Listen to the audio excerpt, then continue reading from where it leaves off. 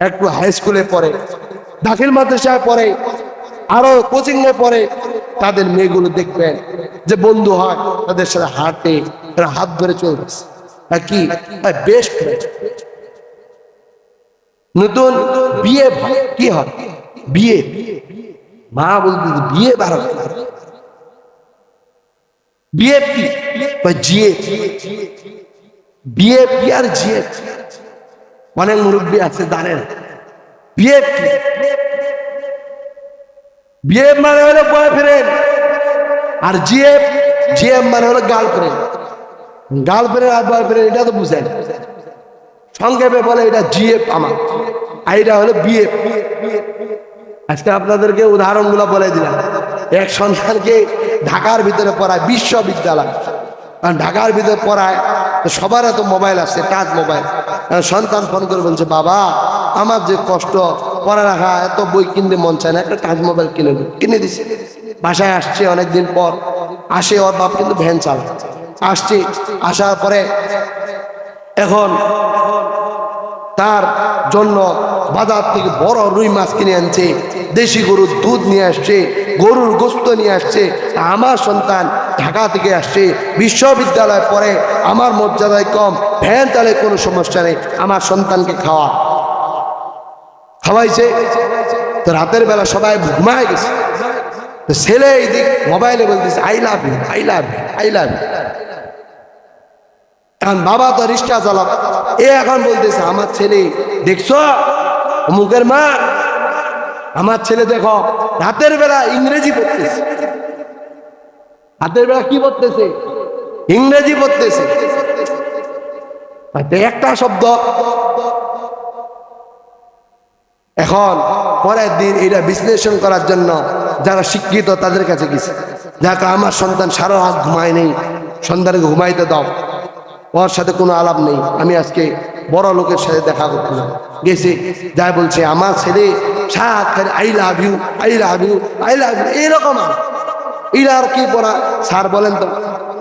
আরে বোকার বগা, তোমার সন্তান পড়ার জগতে নাই, প্রেমের জগতে ডুবে আছে, এই জন্য তার সারা রাতে ঘুম নাই, সারা রাতের কি নাই, ঘুম নাই। সন্তানকে খাওয়াইলো গরু গোস্ত, হ্যাঁ বাজারের ভিতর রুই মাছ, হ্যাঁ সুন্দর খাবার, আর সন্তান এদিক করতেছে কি অন্যের মেয়ের সাথে প্রীতি। আপনার সন্তানকে আপনাকেই জাগ্রত, সময় অনেক হয়ে যাচ্ছে, শেষ করে দিচ্ছে। এরপরে হাত যে আছে বলে এই হাত দিয়ে পরপুরুষকে ধরে নাই। এরপরে পা যে আছে বলে আমাদের এলাকার ভিতরে যে নাটক হয় দৌড়ে কিন্তু চলে যায়, আগে পাবলিক সিটি হইতো দৌড়ে চলে যাইত, এখন এই যে স্কুলের মধ্যে অনুষ্ঠানগুলো হয় না, আপনারা বিশ্বাস করবেন না এত পরিমাণ লোক হয়, মেয়ে এবং ছেলে উভয়। মনে করেন এখানে যেরকম অল্প লোক দেখতেছেন না, এখানে কিন্তু ফেরেশতা নাজিল হইতেছে, বলে ফেরেশতা নাজিল হইতে হইতে একবারে আরশে আজিম পর্যন্ত পৌঁছে যায়। আল্লাহ তাআলা বলে আল্লাহ আমরা তো আর জায়গা পাই না, এই যে দুনিয়ার ভিতর অবতরণ আপনি হইতে বলছেন, একজনের উপরে আরেকজন চলছি, আরেকজনের উপরে আরেকজন চলছি, আল্লাহ যতক্ষণ পর্যন্ত ওই বান্দাদের গুনাহ মাফ করবেন না ততক্ষণ পর্যন্ত আমরা লাফালাফি ফেরেশতারা বন্ধ করব না, বলেন সুবহানাল্লাহ। আর ওই জায়গার ভিতরে মমতাজ যদি আসছে, আরো যত নায়িকা নায়ক আসছে, তো লোক দেওয়ার জায়গা দিতে পারে, এরকম হয় না নাই ভাই? এগুলো সমাজ থেকে বন্ধ করতে। এই জন্য বলতেছে আব্দুল কাদের জিলানি এরকম নানা বলতেছে আমার মেয়ে কোনোদিন ওই পা দিয়ে ওই পরপুরুষ দেখতে যায় নাই, গান নাচ অনুষ্ঠানে যায় নাই। 1 নাম্বার চোখ, 2 নাম্বার কান, 3 নাম্বার মুখ, 4 নাম্বার হাত, 5 নাম্বার কি বলে এইগুলো থেকে আমার মেয়ে পবিত্র হয়েছে, তো হয়েছে, বিয়ে হয়েছে, এরপরে ও রাজি, আলহামদুলিল্লাহ। কষ্টর ফল মিষ্টি হচ্ছে, তাই না? ধৈর্যের পর মিষ্টি হচ্ছে। আল্লাহ তুমি আমার এমন একটা সঙ্গী দিলা, তো তোমার কাছে এই মুহূর্তে আবদার করতেছি, এই বাসন ঘরে তোমার কাছে দোয়া করতেছি, আল্লাহ আমার ঘরে এমন একটা সন্তান দিবা, তিনি যেন পৃথিবীর মধ্যে উজ্জ্বল নক্ষত্র হয়, এবং আমার সন্তানকে এই যুগের বড় পীর এরকম বানায় দেন, বলেন না আল্লাহু আকবার। এই জগনের সংসার শুরু হয়ে গেছে। আজকে তো যুবক ভাইয়েরা এই যে একটা দোয়া আছে, ওই দোয়াটাও তো পারে না, গোসলের ফরজ পারে না, ওজুর ফরজ পারে না, শিখাবে কে? হুজুরের কাছে আসলে হুজুরের কাছে শিখাই দিবি, হুজুরের কাছে তো বসে না, মোবাইল নিয়ে বসে, ফ্রি ফায়ার, পাবজি, এখন তো ক্যাসিনো, জুয়া আগে বাস খেলতো বাস বাগানে, এখন খেলে মোবাইলে। মোবাইলগুলো একটু চেক করবেন আপনার ছেলের মেমোরির মধ্যে কি আছে, মেয়ের মেমোরির মধ্যে কি আছে, চেক করে দেখবেন। এরপর আপনার চোখ খুলে যাবে ছেলে কোন জায়গায় কি করতেছে। তো দোয়া করতেছে। আল্লামা খালেদ সাইফুল্লাহ আইবি কি বলছেন জানেন? এমন সন্তান দে রে মাওলা, এমন সন্তান দে, কামাই খাওয়ার আশা নাই, মরে গেলে দোয়া করবে যে। আপনি আমি দোয়া করি ভাই। ইব্রাহিম আলাইহিস সালাম দোয়া করছে, রাব্বি হাবলি মিনাস সালিহিন ফাবাশশারনাহু বিগুলামিন হালিম। আল্লাহ আপনি আমার এমন সন্তান দেন যেই সন্তান নেককার হবে, ধৈর্য ধারণ করতে পারবে এবং আল্লাহর হুকুমে তার মাথাকে নোয়াই দিবে। দিছে না এই সন্তান? 82 বছরও আল্লাহ সন্তান।